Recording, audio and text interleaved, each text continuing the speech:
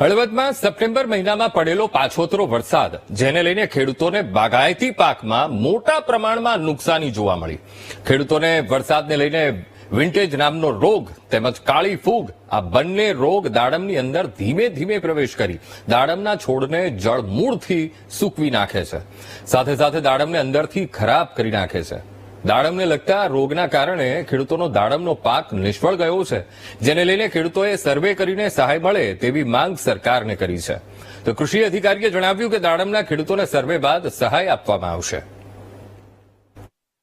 નુકસાનીની વાત કરીએ તો જે ઓગસ્ટમાં જે વરસાદ પડેલ છે અને એના નુકસાની બાબતે એ મુજબનો સર્વે પણ થઈ ચૂકેલ છે અને જે નુકસાની પાત્ર છે, જે નુકસાનગ્રસ્ત છે અને જેને સરકારના નોર્મ્સ મુજબ, એનડીઆરએફના નોર્મ્સ મુજબ જેમ લાયક છે 33% કરતાં વધારે નુકસાનીવાળા ખેડૂતોને જે લાયક હશે તેમને સહાય મળશે।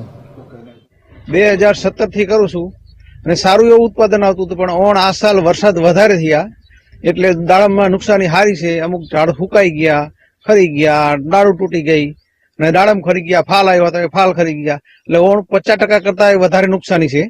એટલે સરકાર જો આના વિશે કંઈક વિચારે ને ખેડૂતોને કંઈક આપે, કપાસમાં આપે, એરંડામાં આપે, તો પછી દાડમમાં સર્વે કરે તો સરકારને વાંધો શું હોય? એ ખેડૂતો જ છે જ દાડમની ખેતી કરે।